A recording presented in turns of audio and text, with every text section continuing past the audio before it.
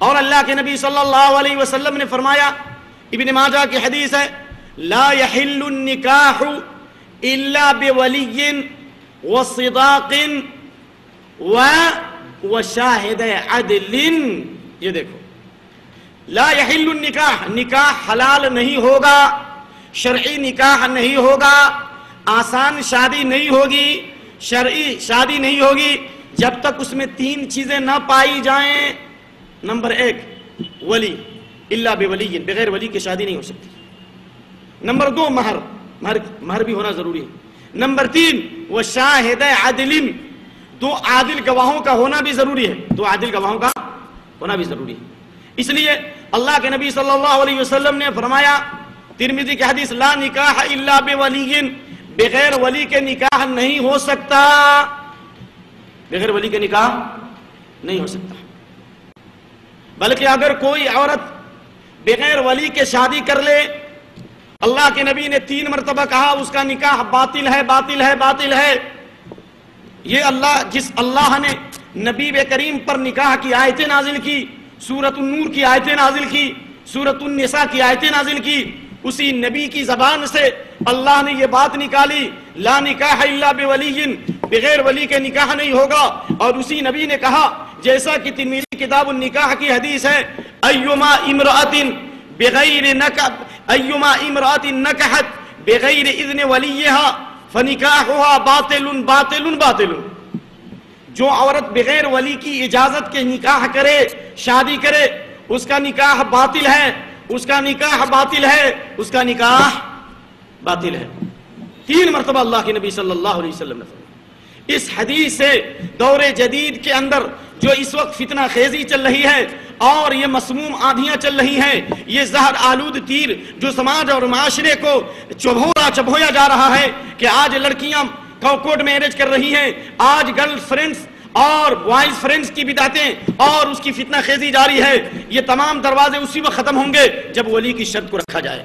Europe کی تہذیب میں، اسلام کی تہذیب میں، غیروں میں اور ہم میں فرق یہ ہے کہ عورت خود سے شادی نہیں کر سکتی، بلکہ اس کے اوپر بھی لگام لگانا ضروری ہے. جب تک کہ ایک امام نہیں ہو، جماعت کے ساتھ نماز نہیں ہو سکتی. جب تک گھر میں ایک آدمی ذمہ دار نہ ہو، گھر کا نظام صحیح نہیں چل سکتا. جب تک ملک میں ایک پرائم منسٹر نہ ہو، ملک کا ایک فرما روا نہیں ہو. ہر آدمی فرما روا نہیں ہو سکتا، ہر آدمی خود مختار نہیں ہو سکتا، بلکہ ایک آدمی کا ذمہ دار ہونا ضروری ہے. جی، جب تک کہ ایک کالج کا پرنسپل نہیں ہوتا، کالج کا نظام چل سکتا نہیں چلے گا. اسی طرح سے عورت کی شادی کے لیے جب تک کہ ولی نہیں ہوگا، وہ شادی نہیں ہوگی، بلکہ وہ بربادی ہے. اللہ کے نبی صلی اللہ علیہ وسلم نے اس نکاح کو باطل قرار دیا ہے. لیکن یہ ولی کون ہوگا؟ باپ ہوگا، بیٹا ہوگا، بھائی ہوگا، چچا ہوگا، جو جس طرح ترکے کی تقسیم میں اسبا کا نام آتا ہے اسی اعتبار سے. اگر باپ نااہل ہے تو اس کا بیٹا ہوگا، بیٹا نہیں ہے تو بھائی ہوگا، ٹھیک ہے. اور جس کا کوئی ولی نہیں ہو، بادشاہ وقت ولی ہوگا، علماء وقت ولی ہوں گے. لیکن ولی کے بغیر نکاح نہیں ہو سکتا ہے. اس کے باوجود اللہ تعالیٰ نے عورتوں کو یہ حق دیا ہے، اگر اس کی شادی بغیر مرضی کے ہو گئی اور عورت اس پر ایگری نہیں ہے اور عورت کو کہا بھی نہیں گیا اور زبردستی اس کی شادی ہو جائے، تو اللہ تعالیٰ نے اس شادی کو شادی نہیں کہا. نبی صلی اللہ علیہ وسلم نے اس کے نکاح کو باطل کر دیا. دیکھو عورتوں کو حق بھی دیا جا رہا ہے. دیکھو اسلام کا عدل، دیکھو اسلام کا نظام، دیکھو اسلام کی روشن تصویر دیکھو. ایک طرف ولی کے بغیر نکاح نہیں اور دوسری طرف ولی پر یہ پابندی لگائی گئی کہ جب تک عورت کو تم ایگری نہ کرو، بچی کو تم راضی نہ کرو، جب تک عورت کے سامنے اس کے رشتے کو پیش نہ کرو اور عورت جب تک اس سے مطمئن نہیں ہوگی وہ شادی نہیں ہو سکتی. اللہ کے نبی صلی اللہ علیہ وسلم نے فرمایا، الأيم احق بنفسها من ولیہا. کنواری عورتوں کے مقابلے میں بیوہ عورتیں اپنے بارے میں زیادہ مستحق ہیں، ولی کے مقابلے میں وہ زیادہ مستحق ہیں. اس لیے اس سے بھی اجازت مانگی جائے گی اور اس کی اجازت کے لیے ضروری ہے کہ وہ زبان سے بولے کہ اس رشتے کو میں پسند کرتی ہوں یا میں پسند نہیں کرتی. اور اللہ کے نبی نے کنواری لڑکیوں کے بارے میں فرمایا، والبکر تستاذن. جو کنواری لڑکیاں ہیں ان سے بھی اجازت مانگی جائے گی، لیکن ان کی اجازت کیا ہے؟ وَإِذْنُهَا سُمَاتُهَا وَإِذْنُهَا أَن تَسْكُتَ. خاموش رہ جائے تو اس کی اجازت ہے، لیکن بولنا ضروری ہے، اس سے پوچھنا ضروری ہے. ہمارے یہاں بدعت کیا ہے؟ بدعت یہ ہے کہ نکاح کی مجلس میں جب سارے لوگ بیٹھ جاتے ہیں تو 2 گواہوں کے اور 2 گواہوں کو اور 1 وکیل کو، اجنبی مردوں کو فنکشن ہال سے لڑکی کے پاس بھیجتے ہیں کہ جائیے ان سے کہیے کہ فلاں کا رشتہ، فلاں لڑکے کا رشتہ تم سے ہو رہا، تم ایگری ہے؟ یہ نہیں ہے سنت، یہ نہیں ہے سنت، یہ نبی کی سنت نہیں ہے۔ باپ کو پوچھنا چاہیے شادی سے پہلے پوچھو ماں کے ذریعے، یا باپ خود کہے کہ تمہاری شادی ہو رہی، تم ایگری ہے کہ نہیں ہے۔ مجلس نکاح کے اندر 2 آدمی کو بھیجنا، وہ بھی 2 اجنبی مردوں کو بھیجنا، اور وہ بھی دستخط کرانا، پہلے دستخط ہوتا ہے اور اس کے بعد میں خطبہ ہوتا ہے، تو پہلے ہی ایجاب و قبول ہو گیا تو خطبے کی کیا ضرورت؟ یہ شرعی اور اصولی طور پر غلط ہے، کسی دستخط کی اور ثبوت کی ضرورت نہیں۔ پہلے سے ماں باپ اگر ایگری ہیں، لڑکی کو معلوم ہے نکاح ہوگا اور دستخط کرانا تو بعد میں دستخط کراؤ، ایجاب و قبول کے بعد۔ اللہ کے نبی صلی اللہ علیہ وآلہ وسلم کی حدیث ہے، جیسا کہ خنسہ بنت خدام کی حدیث ہے، ان اباها زوجها وهي ثيب فكرهت ذلك فاتت النبي صلی اللہ علیہ وسلم فرد نکاحها۔ یہ بیوہ عورت تھی خنسہ بنت خدام، ان کے باپ نے شادی کر دی، حالانکہ وہ ایگری نہیں تھی، وہ راضی نہیں تھی۔ اللہ کے نبی صلی اللہ علیہ وسلم سے شکایت کی، اللہ کے نبی صلی اللہ علیہ وسلم نے اس نکاح کو فسخ کر دیا، اس نکاح کو توڑ دیا آپ نے۔ سبحان اللہ، دیکھو عورتوں کو اس کا مقام دیا جا رہا ہے۔ عورت کا ایگری ہونا ضروری ہے، مطمئن ہونا ضروری ہے، اس کو سمجھانا ضروری ہے۔ اور اسی طریقے سے ابن عباس کی حدیث، ایک کنواری عورت کی شادی اس کے باپ نے کی، حالانکہ وہی کارہۃ، وہ اس کو پسند نہیں کر رہی تھی۔ اللہ کے نبی صلی اللہ علیہ وسلم کے بعد اس نے شکایت کی، فخیرہا، ابو داؤد کی حدیث، اللہ کے نبی نے اس کو اختیار دیا کہ تیری مرضی کے بغیر تیرے باپ نے شادی کر دی ہے، تو باکرہ تھی، باکرہ یعنی تو کنواری تھی، اب تم کو اختیار ہے، چاہو تو اپنے شوہر کے ساتھ رہو اور چاہو تو نہ رہو۔ اللہ اکبر، دیکھو غور کرو، ولی کو بھی کے اوپر یہ ذمہ داری ہے کہ جو رشتہ کر رہا ہے اس رشتے پر لڑکی کو ایگری کرنا ضروری ہے، لڑکی کو مطمئن کرانا ضروری ہے۔ اور اگر کوئی دین کا رشتہ ہے، ایمان کا رشتہ ہے، صالح لڑکے کا رشتہ ہے، پاک دامن لڑکے کا رشتہ ہے، نمازی کا رشتہ ہے، دیندار کا رشتہ ہے، اگر تم ایسے لڑکوں سے اپنی لڑکی کی شادی نہیں کرو گے تو یاد کرو فتنے کے سیلاب کو نہیں روک سکتے، فحاشی کو نہیں روک سکتے، بے حیائی کو نہیں روک سکتے، ظلم کو نہیں روک سکتے، قتل و غارت گری کو نہیں روک سکتے۔ اللہ کے نبی نے 3 مرتبہ کہا ہے، کئی مرتبہ کہا؟ 3 مرتبہ کہا ہے، اذا خطب الیکم من ترضون دینہ وخلقہ فزوجوه الا تفعلوا تكن فتنة في الارض وفساد كبير الا تفعلوا تكن فتنة في الارض وفساد كبير الا تفعلوا تكن فتنة في الارض وفساد كبير۔ تمہارے سامنے ایسے لڑکے کا رشتہ ہے، تمہاری بچی سے رشتہ کرنے کے لیے ایسے لڑکے کا پیغام آئے جس کے دین سے تم ایگری ہو، جس کے اخلاق سے تم ایگری ہو۔ کیا مطلب؟ جس کا دین اچھا ہے، جس کا اخلاق اچھا ہے، تو تم اس کی دولت کو نہ دیکھو، اس کے پیسے کو مت دیکھو، اس کی غربت کو مت دیکھو، اور اس کی فقیری کو مت دیکھو، اپنی لڑکیوں کی شادیاں کرو۔ اگر ایسے دیندار لڑکوں سے اپنی بچی کی شادی نہیں کراؤ گے تو زمین میں فساد ہوگا، زمین میں فتنہ ہوگا، زمین میں فساد ہوگا، زمین میں فتنے ہوں گے، زمین میں فساد ہوگا، زمین میں بڑے بڑے فتنے ہوں گے۔ اللہ کے نبی صلی اللہ علیہ وسلم نے 3 مرتبہ کہا ہے۔ تو اس لیے میرے بھائیو، ولی کا ہونا ضروری ہے، بغیر ولی کے شادی نہیں ہو سکتی ہے۔ اور ولایت کے بعد دوسری چیز مہر ہے۔ یہ شادی کو اگر آسان بنانا ہے، عورت کو اس کا حق دلانا ہے تو مہر کا حق یہ عورت کا ہے، عورت کو مہر دیا جائے گا اور عورت اس کی مالکہ ہے۔ اللہ تعالیٰ نے ایک سورت عورتوں کے نام سے نازل کی، سورت النساء، جس کی آیت نمبر 4 میں اللہ نے فرمایا وَآتُوا النِّسَاءَ صَدُقَاتِهِنَّ نِحْلًا، عورتوں کی کا مہر خوشی سے دو۔ عورتوں کا مہر کیسے دو؟ خوشی دے دو۔ یہاں تو مہر ہی نہیں دیتے، یہاں تو مہر لکھتے ہیں، یعنی ڈیوٹی نبھانے کے لیے مہر لکھا دیتے ہیں، نیت ہوتی ہے نہیں دینے کی۔ تو آپ کو معلوم ہے بڑی خطرناک حدیث ہے، اللہ کے نبی کی حدیث ہے، ایما امرات ایما رجل نکح علی قل ما مہر او کثر، جس مرد نے کم یا زیادہ مہر پر شادی کی، ولیس فی نیتہ ان یؤدی الیہا صداقہا، اور اس کی نیت مہر دینے کی نہیں ہے، اور اس نے مہر بھی نہیں دیا اور مر گیا مہر نہیں دیا، لقی اللہ یوم القیامت وہو زان، العیاذ باللہ، طبرانی کی حدیث ہے۔ قیامت کے دن جس آدمی نے مہر نہیں دیا اور مہر دینے کی نیت بھی نہیں تھی تو قیامت کے دن زانی اور فاحش بن کر، یعنی زانی کی صف میں اللہ اسے جگہ دے گا۔ اور آپ کو معلوم ہے زانی کا حال کیا ہوگا؟ زانی کا حال کیا ہوگا؟ اللہ تعالیٰ نے زنا کا گناہ بتایا، جس نے زنا کو حلال سمجھا، اللہ فرماتا ہے سورۃ الفرقان کے آخری رکوع میں ومن يفعل ذلك يلقى اثاما يضاعف له العذاب يوم القيامة ويخلد فيه مهانا، جہنم میں ہمیشہ ہمیشہ رہے گا اگر اس نے زنا کو حلال سمجھ لیا۔ بغیر مہر کی شادی کو اگر اس نے جائز سمجھا ہے وہ زانی ہے، اور ایسا آدمی ہمیشہ ہمیں جہنم میں جانے کا مستحق ہے قرآن کی اس آیت کی روشنی میں۔ اور اللہ کے نبی فرماتے ہیں لا یزنی زانی حین یزنی مومن، زانی زنا کرتے وقت مومن نہیں رہتا۔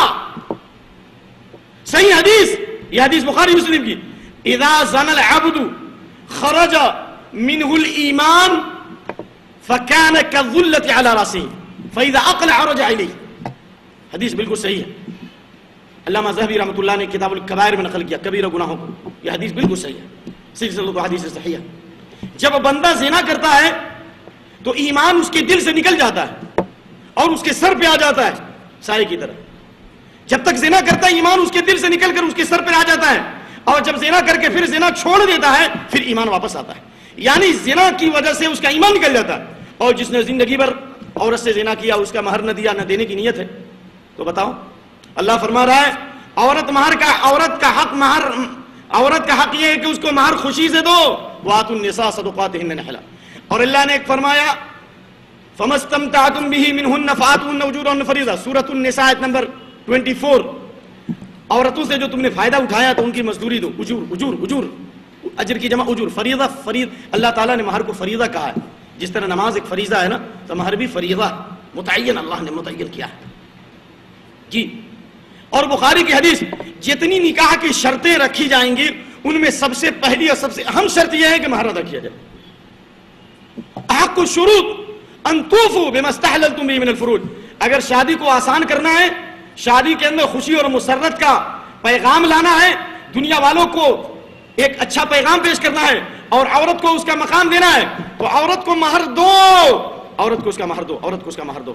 اللہ کے نبی صلی اللہ علیہ وآلہ وسلم کہ صحابہ غریب اور فقیر تھے، اللہ نے بہت دولت دی، لیکن صحابہ کی اس وقت تک شادی نہیں ہوئی اور آپ نے نکاح نہیں پڑھایا جب تک کہ مہر کی ادائیگی کی ان کے اندر صلاحیت نہیں پیدا ہوئی۔ آپ کو پتا ہے آج معاملہ یہ ہے کہ تلک اور جہیز کے ذریعے مہر دی جاتی ہے، تلک اور جہیز کٹنم لے کر کے مہر دو گے، لڑکی کے مال کو مہر دو گے، یہ مہر نہیں ہوگی، اپنے مال سے دو۔ اللہ فرماتا ہے کہ خوشی سے مہر دو، فَإِن تِبْنَ لَكُمْ عَنْ شَيْءٍ، پھر عورت اپنی خوشی سے اگر تم کو لوٹا دے یا کچھ دے دے تو کھاؤ مزے کے ساتھ۔ مزے کے ساتھ کیا کھاؤ گے؟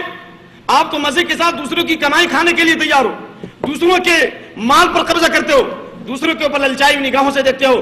اللہ تعالیٰ نے خود فرمایا ہے سورۃ النور آیت نمبر 33 میں وَلْيَسْتَعْفِفِ الَّذِينَ لَا يَجِدُونَ نِكَاحًا، جو شادی کی صلاحیت نہیں رکھتا، جس کے اندر نان و نفقہ کی صلاحیت نہیں ہے، اس کو صبر کرنا چاہیے یہاں تک کہ اللہ اس کو غنی کر دے گا۔ کیا مطلب؟ روزہ رکھو، یہ نہیں کہا کہ روزہ کے بجائے تم لڑکی کے پیسے کے ذریعے، لڑکی والوں کے دولت کے ذریعے مالدار ہو جاؤ، نہیں، جب تک آپ کے پاس مہر کی صلاحیت نہیں ہے، نان و نفقہ کی صلاحیت نہیں ہے، آپ روزہ رکھیں، شادی کو مؤخر کر دیں، لیکن لڑکی والوں سے مال نہ لیں، بینک بیلنس نہ لیں، یہ جائز نہیں ہے، حرام ہے، حرام۔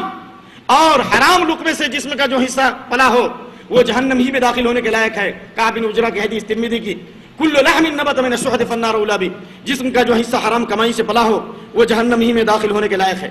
تو میرے بھائیو، مہر کی ادائیگی بہت ضروری، چاہے مہر کم ہو یا زیادہ۔ مہر کی زیادتی یہ شرف اور بزرگی نہیں ہے۔ اگر مہر زیادہ متعین کرنا اور اس کا مقصد صرف لڑکے والے کو باندھنا، اگر یہی مقصد ہوتا تو اللہ کے نبی صلی اللہ علیہ وآلہ وسلم ایک مٹھی ستو پر نکاح نہیں کراتے، دو جوتے پر اللہ کے نبی نہیں نکاح کراتے، قرآن کی تعلیم کو اللہ کے نبی صلی اللہ علیہ وسلم مہر نہیں بناتے۔ کیا نہیں معلوم آپ کو؟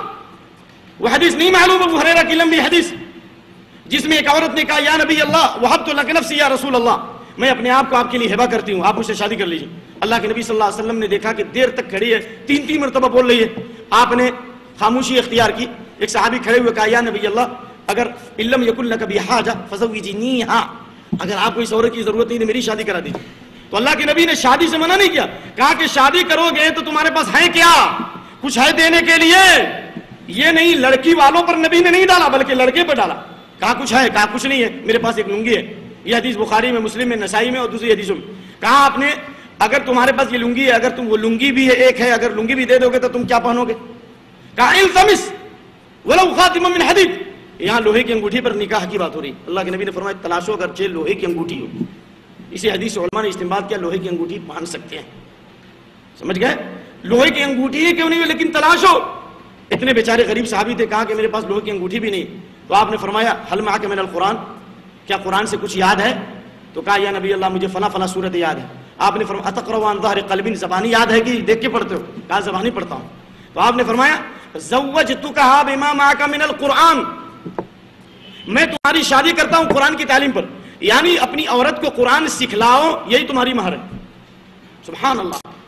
دیکھو یہود کی لڑکی صفیہ بنت حی, اللہ کے نبی صلی اللہ علیہ وآلہ وسلم نے جب ان سے شادی کی تو آپ نے ان نبی صلی اللہ علیہ وسلم تزوج صفیہ وجعل عتقها صداقها, آپ صلی اللہ علیہ وسلم نے صفیہ رضی اللہ عنہا کی آزادی کو ان کی مہر بنا دیا. صفیہ کی آزادی کو آپ نے بطور مہر بنایا, یعنی ان کا آزاد کرنا ہی ان کا مہر ہے. آپ چاہتے تو اللہ تعالیٰ جنت کے بہت سارے ہیرے جواہرات نازل کر دیتا. جب اللہ ابراہیم علیہ السلام کے لیے جب پتھر اتار سکتا ہے حجر اسود, تو اللہ اپنے نبی کے لیے ہیرے جواہرات نہیں اتار سکتا؟ دنیا کی قیمتی چیز عورت. لیکن یہ فضیلت کی بات نہیں ہے زیادہ مہر متعین کرنا. حضرت عمر بن خطاب نے خطبہ دیا, یہ روایت ابن ماجہ میں, مسند احمد میں, حضرت عمر بن خطاب نے خطبہ دیا لا تغالوا فی الصداق یا لا تغالوا فی المہور, وفی روایت لا تغالوا بصداق النساء, عورتوں کے مہر میں غلو مت کرو, زیادتی مت کرو. فإنها لو كانت مکرمة او تقوى عند اللہ لکان اولا بها النبی صلی اللہ علیہ وسلم, اگر زیادہ مہر متعین کرنا یہ شرف کی بات ہوتی, بزرگی کی بات ہوتی, یہ تقوی ہوتا, تو اللہ کے نبی صلی اللہ علیہ وسلم زیادہ مستحق تھے. لیکن آپ صلی اللہ علیہ وسلم نے اپنی بیٹیوں کی مہر اور اپنی تمام بیویوں کی مہر کتنی کی؟ صرف اور صرف 12 اوقیہ. 12 اوقیہ, چاندی سے زیادہ نہیں مہر متعین کی. اور حضرت عائشہ کی حدیث بخاری اور مسلم میں اور ابو داؤد میں 12 اوقیہ اور نصف اوقیہ, یعنی 12.5 اوقیہ, 12.5 اوقیہ یعنی 1800 37.5 گرام چاندی, 1800 37.5 گرام چاندی اس دور کے لیے کوئی زیادہ نہیں تھی جی. لیکن اللہ کے نبی صلی اللہ علیہ وسلم چونکہ صلاحیت رکھتے تھے, آپ دوسرے کے لیے آئیڈیل نمونہ تھے, نہ بہت زیادہ کیا نہ بہت کم کیا, درمیانی رائے اختیار کی. لیکن دوسری طرف مسلم شریف کی حدیث ہے, ایک صحابی ابو ہریرہ کی حدیث ہے جنہوں نے انصار کی ایک عورت سے شادی کی, تو اللہ کے نبی صلی اللہ علیہ وسلم نے پوچھا کہ بھائی تم مہر کیا رکھے ہو؟ الا تزوجت, الا ما تزوجت, کیا مہر رکھے ہو؟ لمبی حدیث ہے. کہا الا 4 عواق, صرف 4 اوقیہ رکھا ہوں, 580 گرام, 580 گرام, صرف 580 گرام مہر رکھا. لیکن وہ صحابی غریب تھے, ان کے اندر صلاحیت نہیں تھی. تو اللہ کے نبی صلی اللہ علیہ وسلم نے کس طرح ڈانٹا؟ کیا ڈانٹا؟ مسلم کے الفاظ ہیں کأنما تنحتون الفضة من عرض هذا الجبل, کیا تم چاہتے ہو اس پہاڑ کے دامن سے چاندی کاٹو؟ پہاڑ کے دامن سے چاندی تراشنا چاہتے ہو؟ یعنی یہ بہت بھاری چیز ہے. خیر النکاح ایسرها, خیر الصداق ایسرها, سب سے بہتر مہر وہ ہے جو سب سے آسان ہو, سب سے بہتر نکاح وہ ہے جو سب سے آسان ہو. مہر کم رکھو, آسانی سے دو, آسانی سے دو. اگر آپ نے 10,000 مہر رکھی اور بعد میں آپ نے اپنی بیوی کو 1 لاکھ دے دیا, کوئی حرج نہیں. سمجھ رہے ہیں حضرت؟ ولا جناح علیکم فیما تراضیتم به من بعد الفریضہ, سورۃ النساء آیت نمبر 25. یعنی مہر متعین ہونے کے بعد اگر تم کمی اور زیادتی کر دو تو اس میں کوئی حرج نہیں ہے. بلکہ سورہ نساء آیت نمبر 24 اللہ نے کہا کہ مہر متعین ہونے کے بعد بھی اگر بعد میں کچھ گھٹا بڑھا دیا جائے تو اس میں کوئی حرج نہیں, لیکن آپسی رضامندی سے. تو میرے بھائیو, مہر کا معاملہ بہت آسان ہے, طرفین کی رضامندی پر ہے, اور یہ عورت کا اس کے اوپر, عورت کا حق ہے مرد کے اوپر, اور اس کو چاہیے کہ جلدی ادا کرے, اس میں دیر نہ کرے. اللہ کے نبی صلی اللہ علیہ وسلم نے تمام بیویوں کی مہر آپ نے پہلے دی ہے, سوائے حضرت عائشہ کے, اس کی مہر آپ نے بعد میں دی ہے. تو اے لوگوں, اے نوجوانوں, اگر شادی کرنا چاہتے ہو مجلس نکاح میں مہر ادا کرو, تاکہ دوسروں کے لیے دلیل راہ ہو, دوسروں کے لیے سنگ میل ہو, دوسروں کے لیے تم روشن چراغ بن سکو. عورتوں کو اس کا حق دو تاکہ امت کو درس ملے. اس لیے یہ بہت اہم چیز ہے. اللہ کے نبی صلی اللہ علیہ وآلہ وسلم نے اس کے اوپر بہت زیادہ ابھارا ہے. اور نکاح کے اندر تیسری چیز ہے ولیمہ. اگر آپ سادگی کے ساتھ شادی کرنا چاہتے ہیں تو آپ کو چاہیے کہ آپ کے اندر اتنی بھی صلاحیت ہو کہ شادی کے بعد آپ ولیمہ کر سکیں. اگر آپ کے پاس ولیمہ کرنے کی صلاحیت نہیں ہو, ہم جیسے غریبوں سے چندے لے لو, کوئی حرج نہیں. چندے لے لو, چندے. اگر اللہ کے نبی صلی اللہ علیہ وسلم نے حضرت صفیہ سے شادی کی اور آپ خیبر اور مدینے کے بیچ میں آپ نے 3 دن قیام کیا. آپ صلی اللہ علیہ وسلم نے صحابہ کو کہا ہر آدمی اپنا کھانا لاؤ. کوئی کھجور لایا, کوئی پنیر لایا, کوئی کشمش لایا, کوئی منقع لایا. جی یہ حدیث جو ہے ترمذی ابن ماجہ وغیرہ میں ہے. اللہ کے نبی صلی اللہ حضرت انس فرماتے ہیں اولم النبی صلی اللہ علیہ وسلم علی صفیہ, اللہ کے نبی صلی اللہ علیہ وسلم نے صفیہ کا ولیمہ کیا بسویق و تمر, سویق ستو اور کھجور سے. اور دوسری روایت میں حضرت انس کی روایت ہے کہ اللہ کے نبی صلی اللہ علیہ وسلم نے صفیہ کا ولیمہ کیا حیض سے, یعنی گھی اور پنیر اور کشمش سے جو صحابہ نے جمع کیا. لئی صفیہ لحم, حضرت انس فرماتے ہیں حضرت صفیہ کے ولیمہ میں گوشت نہیں تھا. سبحان اللہ. لیکن اتنی غربت کے باوجود اللہ کے نبی صلی اللہ علیہ وسلم نے صفیہ کا ولیمہ 1 دن تک کیا. کب تک کیا بولو؟ یہ روایت مسند ابی یعلا کے اندر اور علامہ حافظ ابن حجر رحمۃ اللہ نے فتح الباری میں نقل کیا. اللہ کے نبی صلی اللہ علیہ وسلم نے 3 دن تک ولیمہ کیا. کتنے دن تک؟ 3 دن تک. کن کا ولیمہ؟ صفیہ کا رضی اللہ عنہا. اس سے معلوم ہوا کہ ولیمہ ایک ہی دن نہیں بلکہ 3 دن بھی کھلا سکتے. آج کھلا دو اپنے دوستوں کو, کل کھلا دو اپنے پڑوسیوں کو, اور پرسوں کھلا دو بنگلور کے لوگوں کو. کوئی حرج نہیں, کوئی ضروری نہیں ہے کہ آپ ایک ہی دن ولیمہ کریں. اس لیے اگر آپ ولیمہ صحیح طور پہ کرنا چاہتے ہو تو آسان بناؤ, اور اگر آپ کے پاس صلاحیت نہیں ہے تو ہم جیسے غریبوں سے تعاون لو. اللہ کے نبی صلی اللہ علیہ وسلم نے امت کے لیے آئیڈیل پیش کیا ہے. اگر کسی کے پاس غربت ہے تو چاہیے کہ اس کا تعاون کیا جائے. جیسے حضرت سعد نے کہا کہ حضرت فاطمہ کی شادی حضرت علی سے ہو رہی ہے, بیچارے کے پاس گھر بھی نہیں تھا. سبحان اللہ, سبحان اللہ, اللہ اکبر. قربان جاؤ. کہتے ہو نوکری ہو جائے گی تو شادی کریں گے, کروڑ پتی ہو جاؤ گے تو شادی کرو گے. کیا تمہاری کروڑ پتی کا کیا بھروسہ ہے؟ میں نے بڑے بڑے کروڑ پتی کو دیکھا وہ خاک پتی بن گئے. کب انتظار کرتے ہو؟ اللہ تعالیٰ فرماتا ہے محتاجی کو ختم کر دیں گے, اور آپ کہتے ہو جب تک کہ بینک بیلنس نہیں, جب تک نوکری نہیں, ہم شادی نہیں کریں گے. حضرت فاطمہ کی شادی ہو رہی ہے تو رخصتی ہو رہی ہے انصاری کے مکان میں. اللہ اکبر, اللہ اکبر. اور سنو میرے بھائیوں, میری ماں اور بہنوں, حضرت علی کے پاس تو ولیمہ کے لیے کچھ تھا بھی نہیں. اللہ کے نبی نے کہا کہ لا بد للعرس من ولیمۃ. حضرت علی کو کہا شادی کر رہے ہو لیکن ولیمہ ضروری ہے, کیسے کرو گے شادی؟ تو کہا حضرت سعد نے یا نبی اللہ علیہ کبش, میں تو میڈھا دے دوں گا. ایک دوسرے صحابی نے کہا کہ میں غرہ دے دوں گا, مکئی دے دوں گا. اس طریقے سے انہوں نے دوسروں کے تعاون سے ولیمہ کیا ہے.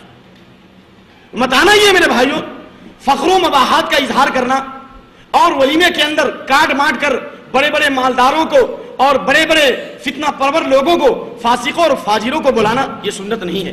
ہم یہ نہیں کہتے کہ کاٹ بانٹنا بدعت ہے, ہم نہیں کہتے. اگر وقت اور حالات کا تقاضا ہے اور آپ کو اللہ نے صلاحیت دی ہے تو سادگی کے ساتھ کاٹ بھی بانٹ دیا جائے, ہم اس کو بدعت نہیں کہتے, سمجھ دیجئے. لیکن ولیمہ کر رہے ہو, غریبوں کو بھول گئے, مسکینوں کو بھول گئے, علماء کو بھول گئے, طلباء کو بھول گئے, بلا رہے ہو شیطانوں کو, قوم کے لٹیروں کو, بہت بڑے بڑے گھوٹالہ کرنے والوں کو بلا رہے ہو, ایسے لوگوں کو بلا رہے ہو. اللہ کے نبی فرماتے ہیں بخاری کی حدیث, شر الطعام طعام الولیمہ یدعا الیہ الاغنیاء ویترک الفقراء. سب سے بدترین کھانا ولیمے کا کھانا ہے جس کے اندر مالداروں کو بلایا جائے اور غریبوں کو چھوڑ دیا جائے. لا تصاحب الا مومنا, یہ حدیث بخاری کی, لا تصاحب الا مومنا ولا یاکل طعامک الا تقی الصحیحہ. دوستی ایمان والوں سے کرو اور کھانا متقیوں کو کھلاؤ, نیک لوگوں کو کھلاؤ, غریبوں مسکینوں کو کھلاؤ. تو اس لیے میرے بھائیوں جتنی صلاحیت ولیمہ کیا جائے. اس لیے آج لڑکی والوں کی طرف سے مجلس نکاح میں جو کھانا کھلانے کا ثبوت لوگ فراہم کرتے ہیں اور لڑکی والوں کی طرف سے جو کھلایا جاتا ہے, یہ آسان شادی نہیں ہے, یہ مشکل شادی ہے, یہ فتنے والی شادی ہے. میں پوچھتا ہوں ایک صحیح حدیث نہیں ایک ضعیف حدیث پیش کرو. میرا چیلنج ہے پورے علماء سے, پورے دعات سے, پورے مبلغین سے, اور جس بڑے عالم نے سعودیہ سے مضمون لکھا ہے لڑکی والوں کی طرف سے کھلانے کے تعلق سے, آپ اس مضمون کو لاؤ. میں اس مضمون کی وضاحت کرتا ہوں. میں پوچھتا ہوں صحیح نہیں ایک ضعیف حدیث پیش کرو. نبی صلی اللہ علیہ وسلم کی زندگی اسوہ نمونہ ہے. نبی نے جیسی نماز پڑھی ویسی نماز پڑھو گے, نبی نے جیسے وضو کیا ویسے وضو کرو گے. نبی صلی اللہ علیہ وسلم نے حضرت عائشہ سے شادی کی, حضرت ابو بکر رضی اللہ عنہ نے کوئی دعوت کی, حضرت حفصہ سے شادی کی, حضرت عمر نے کوئی دعوت کی. سنو حضرت فاطمہ سے حضرت علی کی شادی ہوئی, اللہ کے نبی صلی اللہ علیہ وسلم نے فاطمہ کی طرف سے دعوت کیا ہے کوئی ثبوت؟ زبیر بن عوام اتنے غریب تھے, میں نے بتایا ابھی آپ کو, جب اسما سے شادی ہوئی، حضرت ابو بکر غریب نہیں تھے، مالدار تھے. حضرت اسما کو جب کھجور کی گٹھلیاں اٹھانے کی وجہ سے جب تکلیف ہونے لگی اور دور جانا پڑتا تھا، تو بخاری شریف کتاب الخیرہ کی حدیث ہے، حضرت ابو بکر نے ایک غلام خرید کے دے دیا اپنی بیٹی کے لیے. بتاؤ، حضرت ابو بکر تو مالدار تھے، انہوں نے اپنی بیٹی اسما کی شادی میں کچھ کھانا کھلایا؟ کہاں سے لائے ثبوت؟ کہاں سے لائے ثبوت؟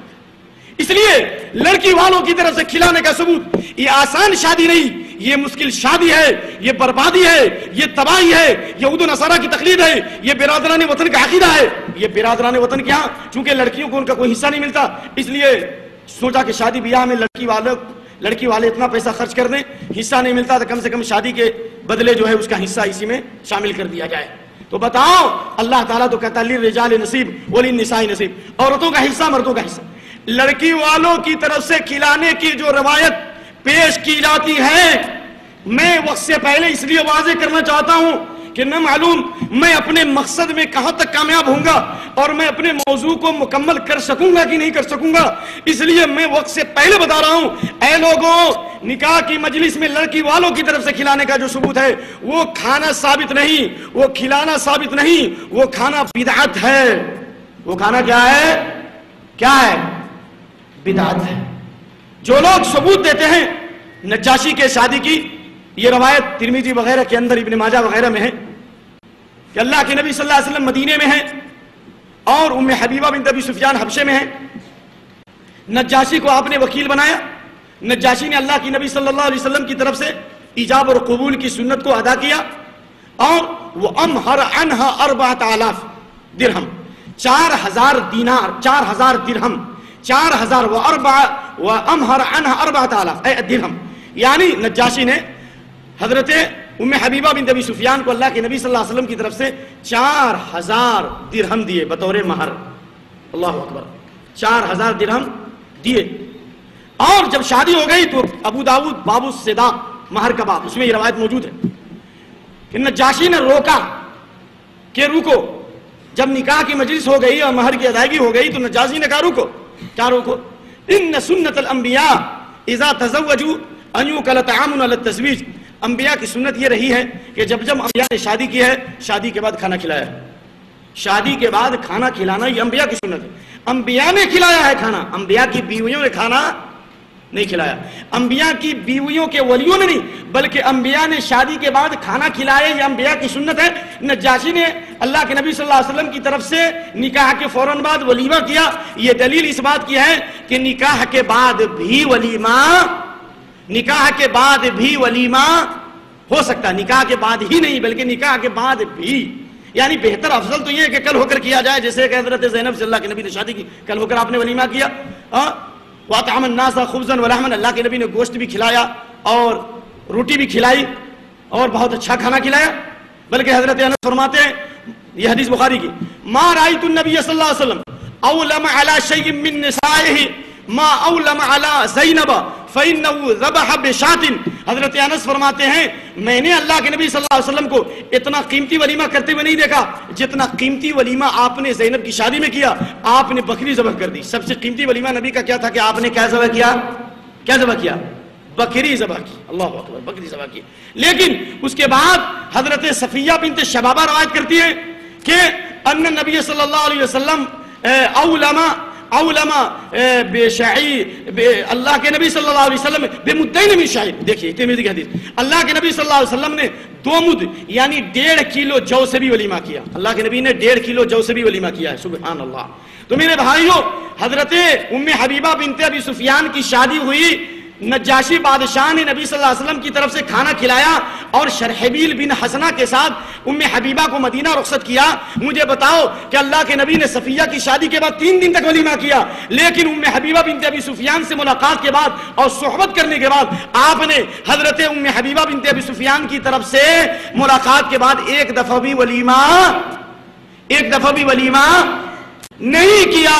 یہ دلیل اس بات کی ہے کہ نجاشی کے ولیمے کو اللہ کے نبی نے باقی رکھا اور دوبارہ ولیمہ نہیں کیا، تاکہ امت کو یہ دلیل مل جائے کہ نکاح کے بعد بھی اگر لڑکی کے بجائے اگر لڑکا والا کھانا کھلانا چاہے تو یہ بھی ولیمہ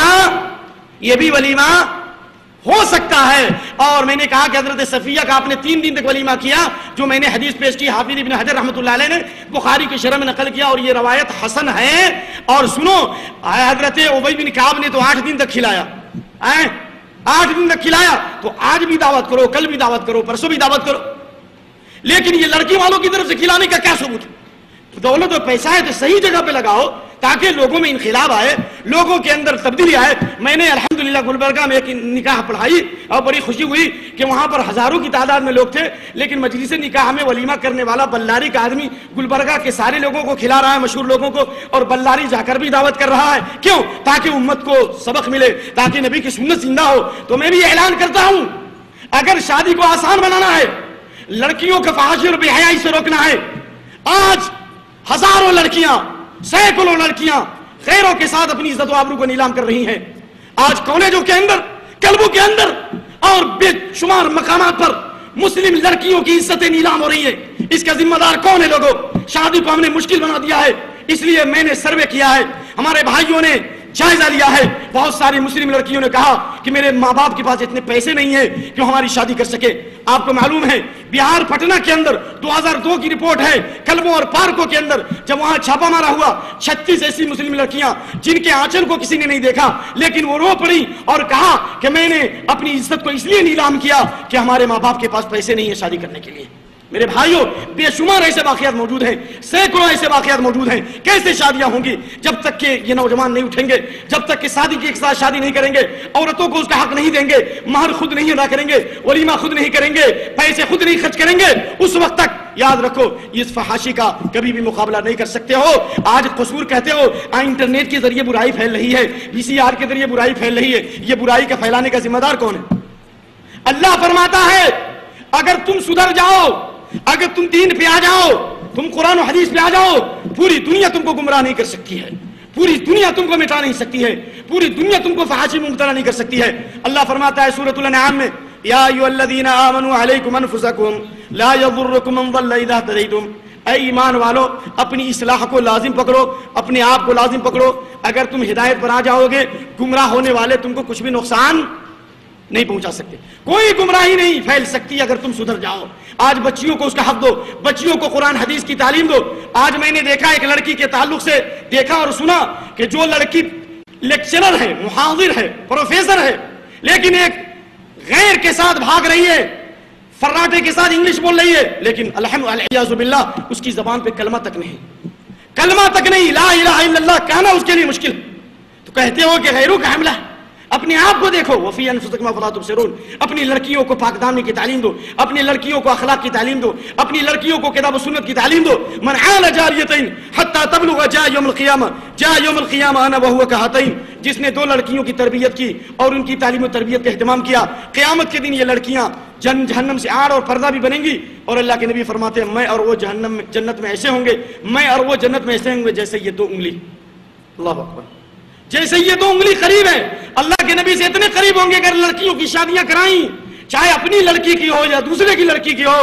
لیکن میرے بھائیوں, اس کام کو کرو اور شادی کو آسان بناؤ. نکاح کی سنتوں میں سے ایک سنت یہ بھی ہے کہ جس رات میں شادی ہو, اس کو شب زفاف بولتے ہیں, کچھ لوگ زفاف بولتے ہیں, صحیح لفظ شب زفاف ہے, لیلۃ الزفاف, سہاگ رات. جی, تو اس رات کے اندر صحیح سنت یہ ہے, صحابہ کے آثار ملتے ہیں کہ اگر شادی کو آسان شادی بنانی ہے, زندگی میں انقلاب لانا ہے, تو آپ 1-2 رکعت نماز پڑھو, بیوی کو پیچھے رکھو اور خود 2 رکعت نماز پڑھو. عورت تمہاری مقتدی ہوگی, تم امام بنو گی, ایک ساتھ نہیں, عورت پیچھے ہوگی. یہ صحابہ کے آثار ہیں. عبداللہ بن مسعود کی مرفوع حدیث ہے, اس حدیث پر عمل کرنے میں کوئی حرج نہیں ہے, یہ نبی صلی اللہ علیہ وسلم کی سنت ہے. اور اگر شادی میں انقلاب لانا ہے, بیوی کو نیک و صالح بنانا ہے, تو جس رات میں شادی ہو اس رات میں بیوی کے بال کو پکڑ کر کے دعا کرو, اللہم انی اسألک خیرہا, سبحان اللہ, وخیر ما جبلت علیہا, واعوذ بک من شرہا وشر ما جبلت علیہا. اے اللہ میں اس کی بھلائی کا سوال کرتا ہوں, اے اللہ جس بھلائی پر تو نے اس کو پیدا کیا وہ بھلائی دے, عورت کے اندر جو بھلائی وہ ہمیں عطا کر, اور عورت میں جو برائی اور فتنہ اس کو دور کر دے. سبحان اللہ. یہ دعا جب لیلۃ الزفاف میں کرو گے, اللہ کے کلام سے شروع کرے گے, نبی کی سنت سے شروع کرو گے, بتاؤ کہ عورت بدکار بھی ہوگی, تمہارے اس طرز عمل سے اس کی زندگی میں انقلاب آ جائے گا. اس لیے ان چیزوں کو کون پھیلائے گا, کس کی ذمہ داری ہے میرے بھائیوں؟ رہا مسئلہ یہ جہیز کی بنا سن لو، یہ لفظ جہیز عربی لفظ سے لیا گیا، لیکن آج تک عربی دنیا میں جہیز کے لیے کوئی عربی نہیں آ سکی، کیونکہ یہ جہیز کا لفظ زندوں کے لیے نہیں ہے بلکہ مردوں کے لیے۔ ہر آدمی اس کو نقل کرو، یہ جہیز کا لفظ جو ہے زندوں کے لیے قرآن اور حدیث میں استعمال نہیں ہوا ہے۔ کس کے لیے استعمال ہوا ہے؟ مردوں کے لیے۔ کیسے؟ مردے جب زندہ آدمی مر جاتا ہے اور اس کو کفنانے اور دفنانے کا معاملہ ہوتا ہے تو اس کے لیے ایک عربی آتی ہے تجہیز، جس کو کہتے ہیں کفنانا دفنانا۔ کفنانے اور دفنانے کے لیے جو عربی آئی ہے وہ کیا ہے؟ تجہیز، کفنانا دفنانا۔ تو کفنانے اور دفنانے کے لیے جو لفظ آیا وہ تجہیز کا لفظ آیا، جو لفظ جہیز سے تھوڑا سا کپڑا اور تھوڑا سا کفن اور تھوڑی سی مٹی کھود کر کے اس کو اس میں ڈال دیا جائے، یہی ہے تجہیز اور یہی ہے جہیز۔ تو یہ تو مردوں کے لیے، لیکن آج جن کا دل مردہ ہے، جن کا دل مردہ ہے وہی جہیز لیتے ہیں، اور جن کا دل زندہ ہے وہ جہیز نہیں لے سکتے، اس لیے کہ جہیز کا لفظ مردوں کے لیے آیا ہے نہ کہ زندوں کے لیے ہے۔ اور یہ جہیز ظلم بھی ہے، یہ کٹنم ظلم بھی ہے اور شرک بھی ہے، بدعت بھی ہے۔ ظلم اس لیے کہ اللہ کے نبی صلی اللہ علیہ وآلہ وسلم کی حدیث لا يحل لمسلم ان ياكل مال اخيه الا بطيب نفسه، سنن کی مشہور حدیث۔ کسی مسلمان کے لیے یہ جائز نہیں اپنے مسلمان بھائی کا مال بغیر رضامندی کے کھائے۔ جب تک خوشی سے کوئی مال نہ دے اس وقت تک اس کا مال مت کھاؤ۔ کیا یہ لڑکی والے جہیز خوشی سے دیتے ہیں؟ ہو سکتا ہے کہ کوئی ایسا آدمی جس کا ضمیر مردہ ہو وہ دے دے، لیکن عام طور سے لڑکی والے خوشی سے جہیز نہیں دیتے، اپنے عیب کو چھپانے کے لیے، اپنی لڑکیوں کی عزت کو بچانے کے لیے جہیز دیتے ہیں، اس لیے یہ مال حرام ہے۔ اللہ رب العالمین نے سورۃ النساء کے اندر فرمایا ہے، آیت نمبر 29 وَلَا تَأْكُلُوا أَمْوَالَكُمْ بَيْنَكُمْ بِالْبَاطِلِ، اپنے مالوں کو باطل طریقے سے مت کھاؤ، یہ ظلم بھی ہے اور یہ حرام بھی ہے۔ اپنے مالوں کو باطل طریقے سے مت کھاؤ۔ جہیز کا مال یہ باطل طریقے سے ہے، لڑکے والوں کے لیے جائز نہیں ہے کہ اس کا مطالبہ کرے، اور یہ جہیز کا مال جو حاصل کیا جاتا ہے یہ تکبر اور غرور کی علامت ہے۔ تکبر اور غرور، لڑکے والا تکبر کرتا ہے، لڑکا تکبر کرتا ہے، لڑکی والوں پر دست درازی کرتا ہے، اور یاد کرو جس کے دل میں رائی کے دانے کے برابر بھی تکبر ہوگا وہ جنت میں داخل نہیں ہو سکتا ہے۔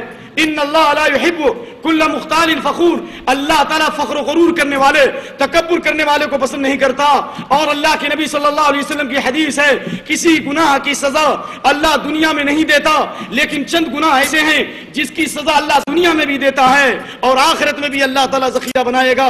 اللہ کے نبی صلی اللہ علیہ وآلہ وسلم نے فرمایا ما من ذنب اجدر ان يعجل الله لصاحبه العقوبة في الدنيا مع ما يدخر له في الآخرة من البغي وقطيعة الرحم والكذب والخيانة۔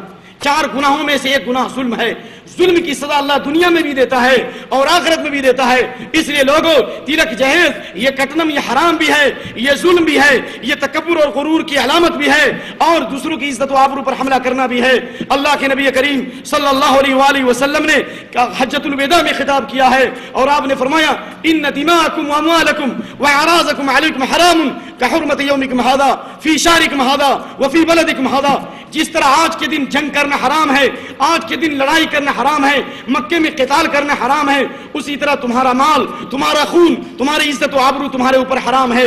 کسی کے مال پر دستدرازی کرنا، کسی کے مال کو چھیننا، کسی کے مال کو حاصل کرنا تمہارے لیے حرام ہے۔ اللہ تعالیٰ قیامت کے میدان میں تم سے سوال کرے گا۔ تلک جہیز میں شادی کے بدلے لڑکے والے جو مال حاصل کرتے ہیں یہ رشوت ہے۔ کیوں؟ اس لیے کہ شادی لڑکی سے نہیں ہوتی بلکہ شادی پیسے سے ہوتی ہے، لڑکے کو خریدا جاتا ہے، لڑکی والا اپنی لڑکی کو دینے کے لیے بطور رشوت کے پیسہ دیتا ہے۔ اور یاد رکھو اللہ کے نبی کی حدیث صحیحہ کی لعن اللہ الراشی والمرتشی فی الحکم، اللہ کی لعنت ہے رشوت دینے والے پر اور رشوت لینے والے پر۔ جو لڑکی والا خوشی کے ساتھ رشوت دیتا ہے، جہیز دیتا ہے، اس پر بھی اللہ کی لعنت ہے، اس پر بھی رسول کی لعنت ہے، اور جس پر اللہ کی لعنت ہو وہ آدمی کامیاب نہیں ہو سکتا، اس پر رحمت نہیں آ سکتی، اس پر برکت نہیں ہو سکتی ہے۔ اس لیے میرے بھائیو یہ تلک جہیز یہ برادران وطن کی تقلید ہے۔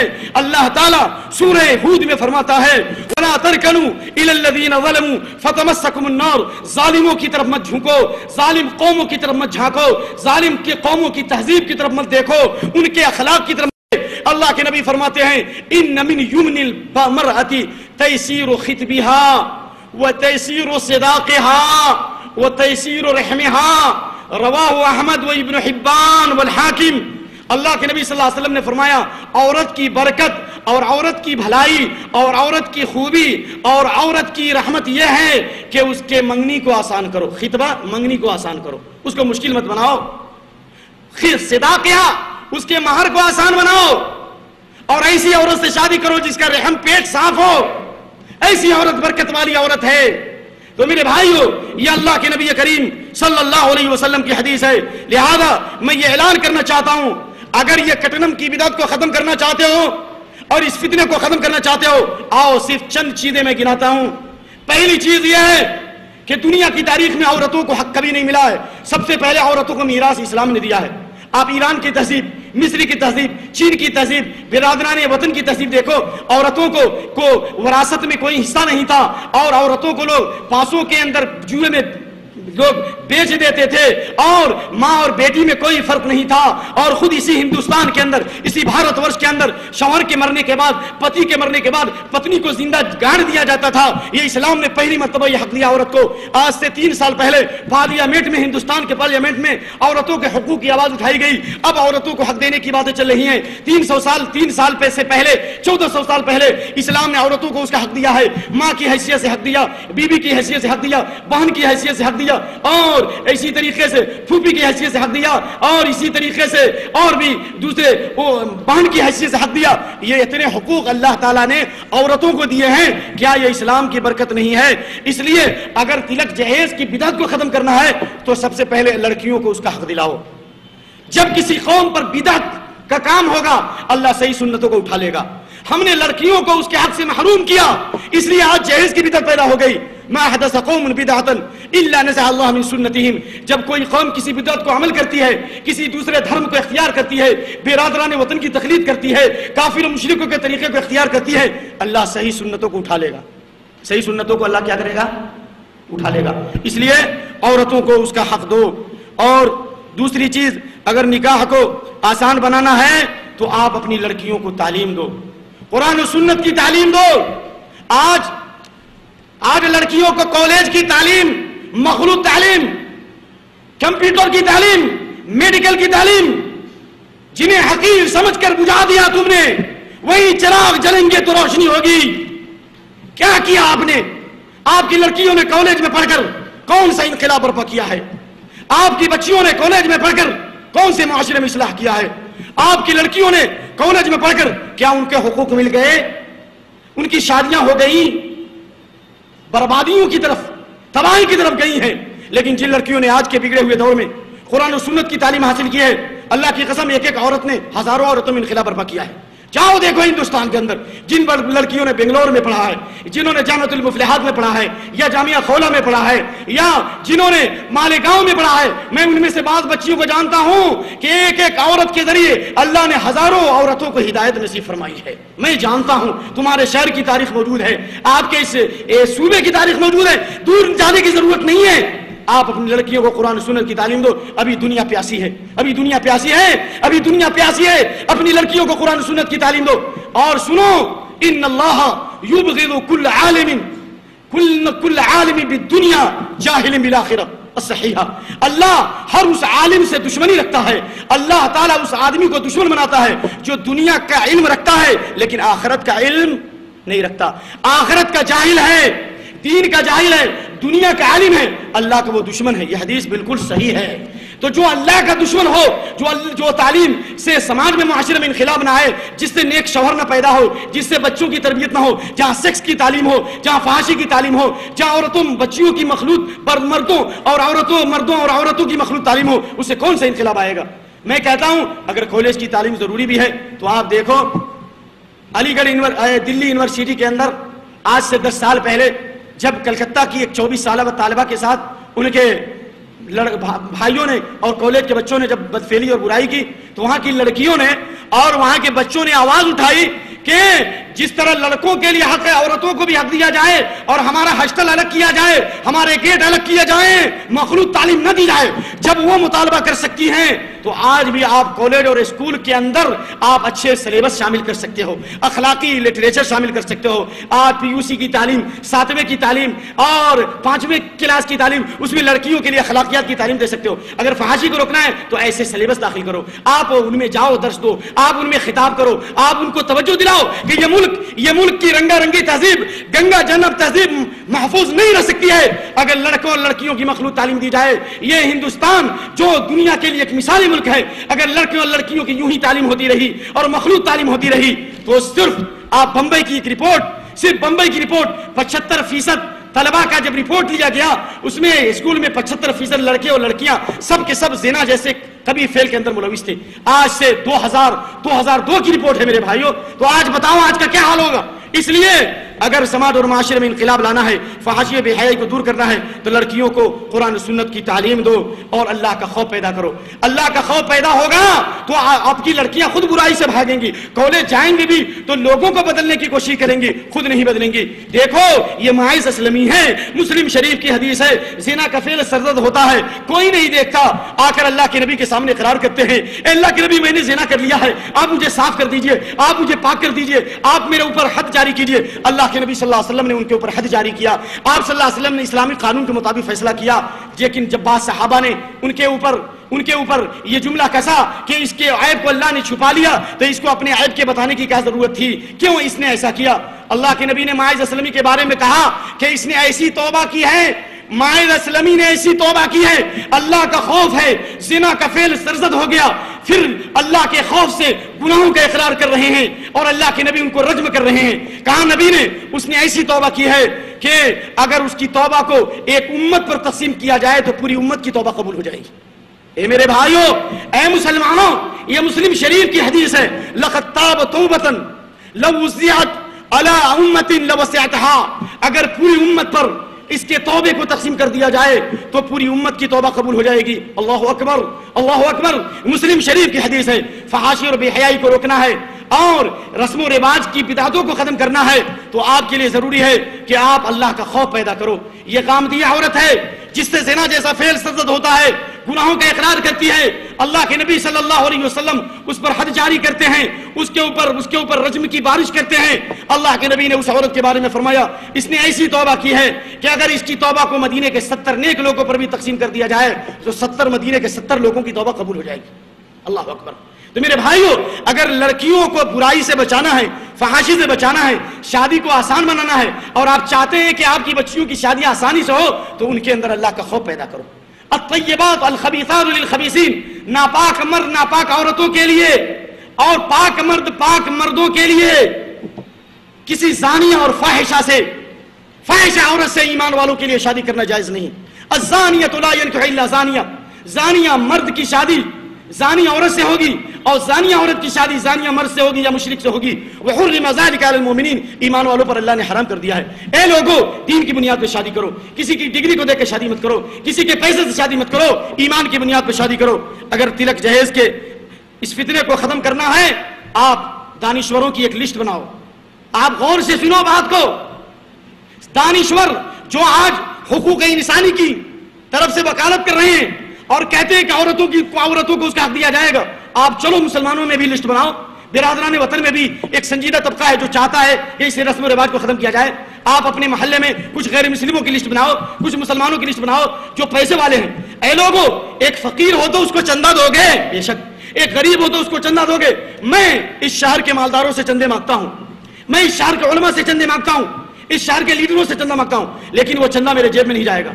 وہ چندہ یہ ہے کہ آپ اپنی لڑکیوں کی شادی سادگی کے ساتھ کرو. یہ چندہ یہ ہے کہ آپ اپنی بچوں کی شادیاں سادگی کے ساتھ کرو, سادگی کے ساتھ کرو. رسول اللہ فرماتے ہیں خیر النکاح ایسرھا, سب سے برکت والا نکاح, سب سے عظمت والا نکاح وہ ہے جو سب سے آسان ہو. اے مالداروں, 2% مالدار ہو, 2% مالدار لوگ جتنے پیسے خرچ کر رہے ہو, پانی کی طرف پیسے کو بہا رہے ہو, قیامت کے دن اللہ تعالیٰ آپ سے سوال کرے گا. ان مالوں کے بارے میں لَتُسْأَلُنَّ يَوْمَئِذٍ عَنِ النَّعِيمِ, ان نعمتوں کے بارے میں سوال کیے جاؤ گے. اللہ کے نبی صلی اللہ علیہ وآلہ وسلم نے فرمایا اللہ تعالیٰ 3 چیزوں کو پسند کرتا ہے اور 3 چیزوں کو ناپسند کرتا ہے. ان میں سے ایک اللہ کے نبی نے فرمایا وَإِضَاعَةَ الْمَالِ، مال کے ضائع کرنے کو اللہ ناپسند کرتا ہے۔ یہ تلک جہیز کے مال حرام لینے والوں، یہ شادی میں فضول خرچی کرنے والوں، ایسے لوگ شیطان کے بھائی ہیں۔ ان المبذرین کانوا اخوان الشیاطین، یہ فضول خرچی کرنے والے شیطان کے بھائی ہیں، اور شیطان جب جس کا بھائی بن جائے اس کو کھائی میں گراتا ہے۔ شیطان جس کا بھائی بن جائے اس کو کہاں گراتا ہے؟ کھائی میں گراتا ہے۔ تلک جہیز کے ساتھ آج ہمارے معاشرے کے اندر جو فحاشی اور بے حیائی ہے اور شادیاں مشکل ہو رہی ہیں، اس کی وجہ یہ بھی ہے کہ آج گانے اور باجے اور ویڈیو کیمرہ اور تصویروں کا اہتمام مجلس نکاح میں کیا جاتا ہے۔ یہ گانا اور باجا یہ امت کے لیے لعنت ہے، یہ میوزک لعنت ہے۔ اللہ کے نبی فرماتے ہیں ابن ماجہ کی حدیث، ان اللہ امرنی بمحق المعازف والمزامیر، اللہ نے میوزک کو ختم کرنے کے لیے، گانے اور باجے کو ختم کرنے کے لیے اللہ نے ہمیں بھیجا ہے۔ اور یہ میوزک اور یہ گانا اور باجا، اللہ کے نبی فرماتے ہیں ابن ماجہ کی حدیث کہ جب یہ قوم رات بھر گانے اور باجے کرے گی، میوزک بجائے گی اور گانے والیاں گائیں گی، تو اس گانے اور باجے کی وجہ سے اللہ تعالیٰ اس امت کے چہروں کو بندروں اور سوروں سے بدل دے گا۔ اے میرے بھائیو، حدیث ہے لِيَشْرَبَنَّ النَّاسُ مِنْ أُمَّتِي الْخَمْرَ وَيَسَمُّونَهَا بِغَيْرِ اسْمِهَا وَيُعْزَفُ عَلَى رُؤُوسِهِمْ بِالْمَعَازِفِ وَالْمُغَنِّيَاتِ يُخْسَفُ بِأَوَّلِهِمْ وَآخَرُ يُمْسَخُونَ الْقِرَدَةَ وَالْخَنَازِيرَ رواه ابن ماجہ بسند صحیح۔ اللہ کے نبی صلی اللہ علیہ وآلہ وسلم نے ارشاد فرمایا میری امت میں کچھ لوگ ہوں گے جو شراب کو پئیں گے لیکن اس کا نام بدل دیں گے، بیئر نام رکھ لیں گے، وینس نام رکھ لیں گے، اس کے نام کو بدل لیں گے۔ گانے باجے کے آلات ان کے سامنے عام ہوں گے، گانے والیاں گائیں گی، میوزک اور گانے کا اہتمام کریں گے، آرکیسٹرا کا اہتمام کریں گے، گانے اور باجے میں پوری رات گزاریں گے، لیکن جب صبح ہوگی اللہ ان کے چہروں اور شکلوں کو بندروں اور سوروں سے بدل دے گا، اور جو لوگ باقی رہ جائیں گے اللہ رب العالمین ان کو زمین میں دھسا دے گا۔ یہ حدیث مسلم شریف کی، یہ حدیث ابن ماجہ کی ہے میرے بھائیوں۔ تو اس لیے آج شادی کے اندر جو گانے اور باجے کی جو بدعتیں پیدا ہے، ایسی جگہوں پر آپ کے لیے جانا جائز نہیں ہے۔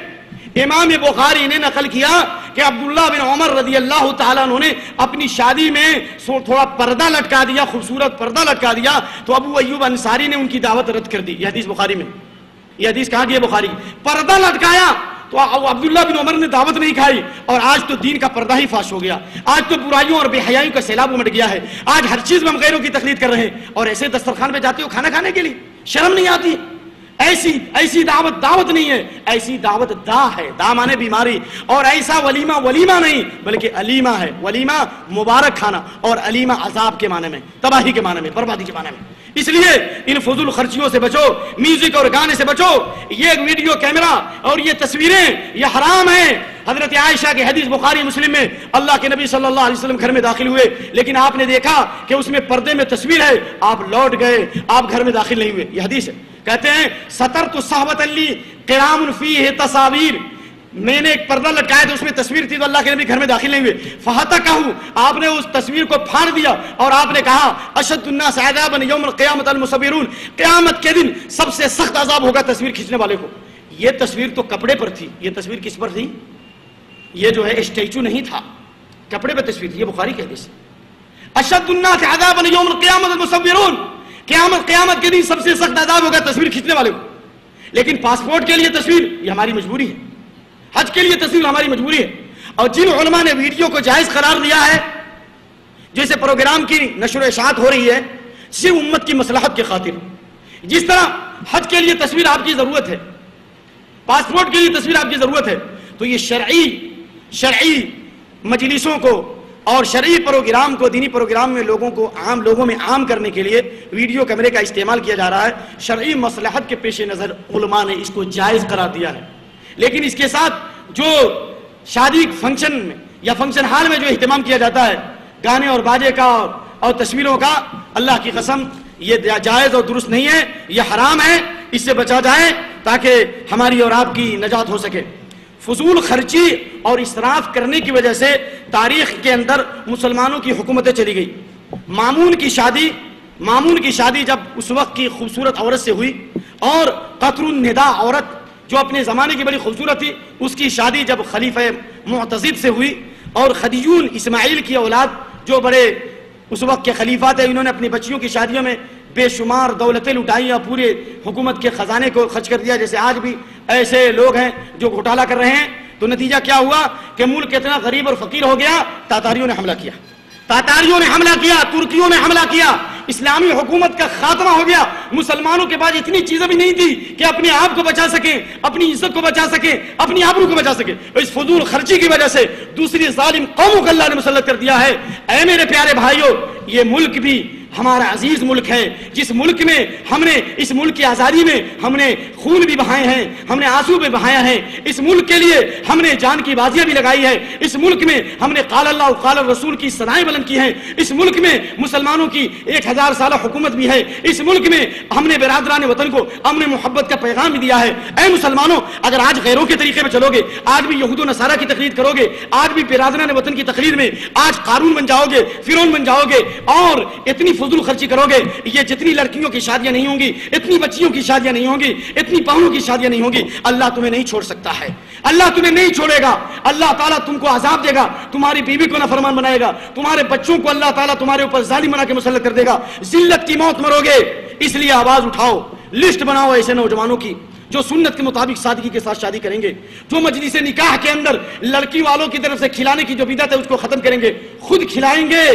ایسے لوگوں کی لسٹ تیار کرو جو یہ وعدہ کریں کہ ہم اپنی بچیوں کی شادیاں سنت کے آئینے میں کریں گے, اپنے بچوں کی شادیاں سنت کے آئینے میں کریں گے. جی مشکلیں کچھ بھی نہیں, عزم جمع کے آگے فیصلے آہنی دیوار گرا دیتے ہیں اور کامیابی کے چمن تک وہی راہی پہنچا جس کے قدموں سے ٹپکتی ہے لگن کی خوشبو. میں نا امید نہیں ہوں, نہیں نا امید اقبال اپنی کشت ویرا سے. بڑی ذرا نم ہو تو یہ مٹی بڑی زرخیز ہے ساقی. ہمارے اندر اہل خیر موجود ہیں, ہمارے اندر غیرت مند موجود ہیں, ہمارے اندر ایمان والے موجود ہیں. میں ان سے کہتا ہوں کہ آپ کی صلاحیت 1 لاکھ ہوگی, لیکن جب تک اجتماعی قوت نہیں ہوگی اس میں برکت نہیں ہوگی. آپ اجتماعی قوت پیدا کرو, آپ لسٹ بناؤ ایسے نوجوانوں کی, ایسے لوگوں کی, ایسے لیڈروں کی جو شادیاں کریں گے بالکل سادگی کے ساتھ. بچی کی شادی بھی سادگی کے ساتھ, بچے کی شادی بھی سادگی کے ساتھ. دیکھو تربوزے کا رنگ دیکھ کے تربوزہ رنگ پکڑتا ہے. میں جانتا ہوں ایسے نوجوانوں کو جنہوں نے سنت کے مطابق شادیاں کی, اس کے بعد 10 نے بغیر تلک جہیز کے شادیاں کی. تو اس لیے میری درخواست یہ ہے کہ آپ فضول خرچی سے بچا جائے اور لڑکی والوں کی طرف سے جو کھلانے کا اہتمام اس کو ختم کیا جائے. یہ منگنی کی جو رسم ہے, یہ مہندی اور ہلدی کی جو رسم ہے, یا اسی طریقے سے نکاح سے پہلے جو کلمہ پڑھایا جاتا ہے, بتاؤ تو اللہ کے نبی تو کلمہ کس کو پڑھاتے تھے؟ جو اسلام لاتا تھا. تو جس لڑکے اور دلہا کو کلمہ پڑھا رہے ہو, اس کا مطلب یہ ہے کہ تم اس کو مسلمان نہیں سمجھتے ہو. اور کیا مطلب ہے؟ کلمہ کس کو پڑھایا جاتا ہے؟ یا تو زندوں کو پڑھایا جاتا ہے یا مردے کو پڑھایا جاتا ہے. زندوں کو اس وقت پڑھایا جاتا ہے جب وہ اسلام لائے, اور مردے کو اس وقت پڑھایا جاتا ہے جب مرنے کا وقت ہے. تو گویا کہ اگر آپ اس کو مسلمان سمجھتے ہو اور پھر کلمہ پڑھا رہے ہو تو اس کا مطلب یہ ہے کہ تم سمجھ رہے ہو کہ اب مر رہا ہے, اس لیے چلو اس کو کلمہ پڑھاؤ. کیونکہ حدیث ہے لقنوا موتاکم لا الہ الا اللہ, اپنے مردوں کو لا الہ الا اللہ کی کیا کرو, تلقین کرو. اور میں نے تحقیق سے ثابت کیا یہ جہیز جو ہے, یہ جہیز کا لفظ عربی میں زندوں کے لیے نہیں بلکہ تجہیز و تکفیر مردوں کے لیے استعمال ہوا ہے. تو آپ کا ضمیر مردہ ہے, اس لیے دلہا کو بھی مردہ بنا رہے ہو اور اس کو کلمہ پڑھا رہے ہو. ارے کلمہ پڑھانے سے کیا ہوتا؟ دل و نگاہ مسلمان نہیں تو کچھ بھی نہیں. جی زبان سے کہہ دیا توحید کو دعویٰ تو کیا حاصل, دل و نگاہ مسلمان نہیں تو کچھ بھی نہیں. اور بہت سے ایسے منحوس مسلمان ہیں جنہوں نے شادی کو بھی منحوس کر دیا ہے. میں بتاتا ہوں کہ شادی سفر کے مہینے میں کرو, بڑا مزہ آئے گا.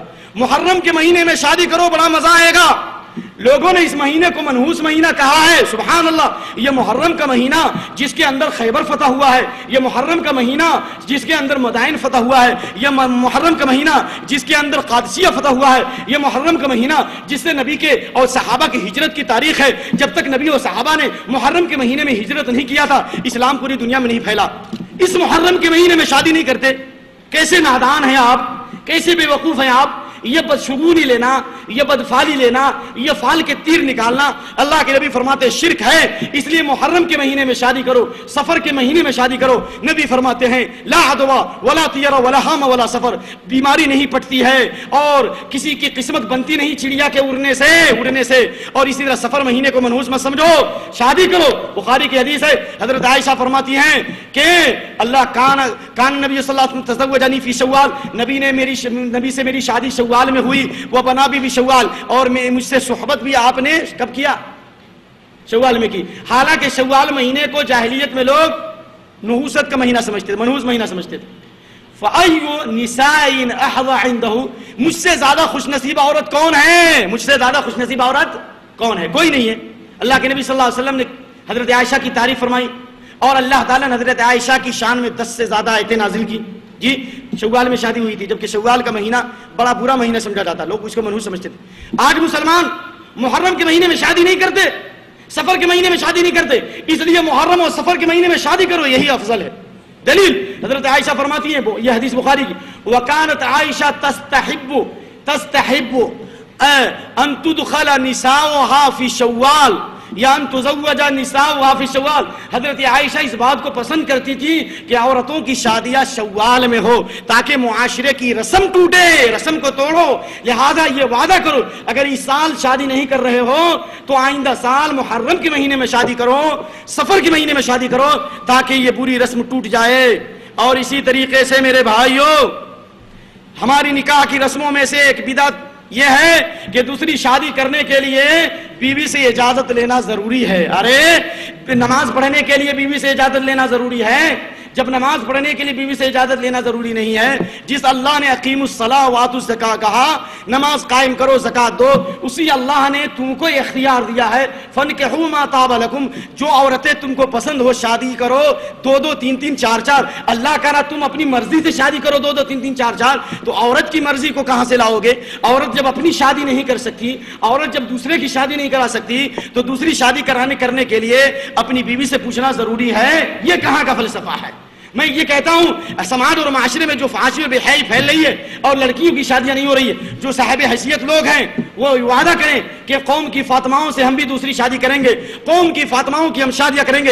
اے لوگوں مر جاؤ، ڈوب جاؤ. یہی حیدرآباد کی تاریخ ہے. اسی حیدرآباد میں پٹنہ عظیم آباد سے ایک آدمی آتا ہے جس کا نام ولایت علی صادق پوری ہے. بیچارہ ولایت علی صادق پوری اس حیدرآباد میں اس نے 1000 سے زیادہ شادیاں کرائی اسی بیواؤں کی. اسی حیدرآباد میں 1000 سے زیادہ بیواؤں کی شادیاں کرائی.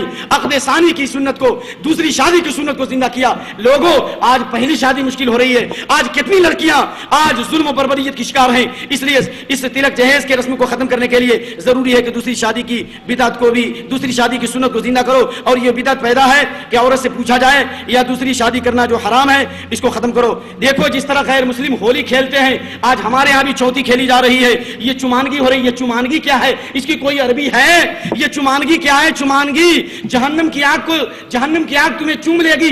جہنم کی آگ کو چومنا چاہتے ہو؟ یہ چمانگی کیا ہے؟ اللہ کی قسم یہ بدعت ہے. اور اللہ کے نبی کی حدیث، بدعت کی پر اللہ کی لعنت اور اللہ کے فرشتوں کی لعنت، تمام انسانوں کی لعنت ہے.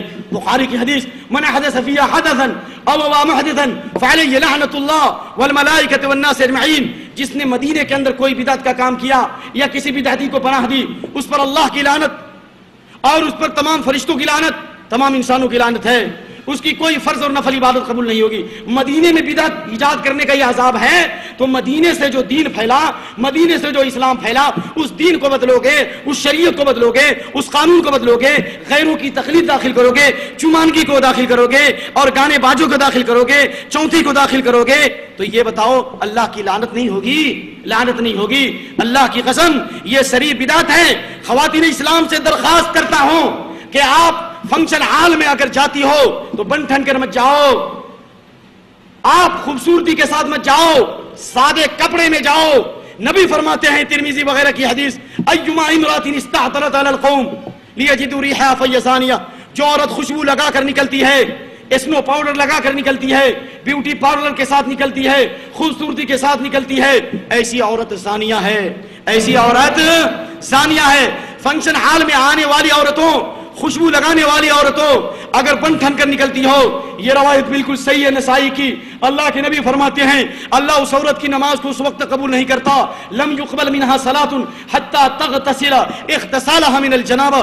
غسل جنابت کی طرح سے جب تک کہ ململ کے نہیں دھوتی اور اپنے جسم کو صاف نہیں کرتی، اس عورت کی نماز کو اللہ رب العالمین قبول نہیں کرتا ہے. اور خاص طور سے فنکشن ہال کے بارے میں اسی آندھرا پردیش کی رپورٹ ہے، ایسے ظالم ویٹر جو اور ایسے کیمرہ باز جو عورتوں کی تصویریں نکاح میں کھینچتے ہیں، میں نے سنا ہے اور ہم سے زیادہ آپ دنیا کے بارے میں جانتے ہو، بعد میں ان خوبصورت عورتوں کی تصویروں کو لے کر اس پر فلم بناتے ہیں، اس پر ویڈیو بناتے ہیں اور وہ فلم بنا کر کے وہ تقسیم کر رہے ہیں کہ آپ کو نہیں معلوم ہے، اللہ کی قسم یہ بہت ہی تحقیقی رپورٹ ہے۔ اس لیے میرے بھائیو، عورتوں پر پابندی لگاؤ، عورتوں پہ پابندی لگاؤ کہ عورتیں ویٹر کے سامنے یا کھانا بانٹنے والے کے سامنے بے پردہ نہ ہوں، اور عورتیں عورتوں کو کھانا بانٹیں، مرد عورتوں کے مجمع میں جا کر کے کھانا نہ بانٹے۔ اللہ کے نبی نے اس مخنث کو، جس میں کچھ عورت کی صفت تھی اور مرد کی صفت تھی، 3 لوگ تھے، ہیم، بیم، ماتے، ان میں عورتوں کی بھی صفت تھی، مردوں کی بھی صفت تھی، جس کو مخنث کہتے ہیں۔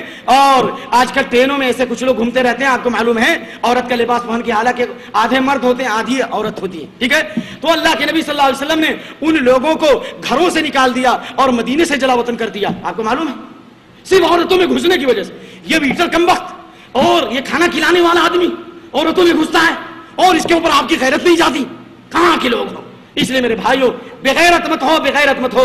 حضرت علی بن ابی طالب نے کہا تھا، بلغنی ان نساءکم لیعالجن فی الاسواق اما تغارون، میں نے سنا ہے، حضرت علی فرما رہے ہیں، میں نے سنا ہے تمہاری عورتیں بازاروں میں جا رہی ہیں، کیا تمہارے اندر غیرت نہیں ہے؟ انہ لا خیر فی من لا یغار، جس مرد میں غیرت نہیں ہے، جس کی عورت بازار میں جا رہی ہے، حضرت علی فرماتے ہیں ایسا مرد بے غیرت ہے، اس میں کوئی خیر نہیں اور اس میں کوئی بھلائی نہیں ہے۔ میں یہ اعلان کرتا ہوں اپنی خواتین اسلام سے، اپنی بہنوں سے، اپنی ماؤں سے میں یہ اعلان کرتا ہوں، اللہ کے واسطے فنکشن ہال میں مت جاؤ، اگر جاؤ تو پردے کے ساتھ جاؤ اور ویڈیو کیمرہ کا استعمال نہ ہو۔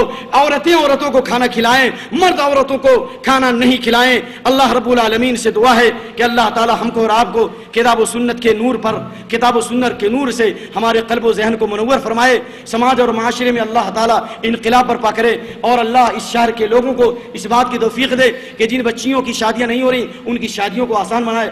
آج کی تاریخ کون سی تاریخ ہے؟ آج ایک تاریخ ہے، آج فرقہ پرستوں کی ایک جماعت، میں نے کل وجے ٹائمز میں پڑھا کہ آج کی تاریخ یعنی آج 1 فروری کو برادران وطن کا ایک طبقہ جو غیر مسلم کی ایسی بچیوں کی لسٹ بنایا ہے جن کی شادیوں کو خود اپنے پیسے سے کرا رہے ہیں، اپنے پیسے سے، چندے سے غیر مسلم بچیوں کی شادیاں، جب بیدر میں جہاں پر بے دردی بھی ہے اور درد بھی ہے، وہاں پر اتنے درد کے ساتھ بے دردی کو ختم کر رہے ہیں اور وہاں پر لڑکیوں کی شادیوں کو وہ لوگ انجام دے رہے ہیں جو برادران وطن کر رہے ہیں۔ تو اللہ تعالیٰ نے ہم کو بھی صلاحیت دی ہے، ہم بھی زکوٰۃ کا اور ہم بھی صدقات کا بیت المال قائم کریں تاکہ سماج اور معاشرے میں جتنی بچیاں ہیں ان کی شادیاں ہوں، اور جن کی شادیاں نہیں ہو رہی ہیں آپ میں سے تیار ہو جاؤ، کوئی دوسری شادی کر لے، کیوں نہیں ہو سکتا ہے؟ اللہ کے نبی کی حدیث ہے صلی اللہ علیہ وسلم، قیامت کی علامت یہ ہے کہ یقل الرجال وتکثر النساء، مردوں کی تعداد میں کمی ہوگی اور عورتوں کی تعداد میں کیا ہوگا؟ اضافہ ہوگا، حدیث ہے نا بخاری۔ تو میرے بھائیو، قیامت سے ہم دن بدن قریب ہو رہے ہیں، پھر اس کو معیوب کیوں سمجھتے ہو؟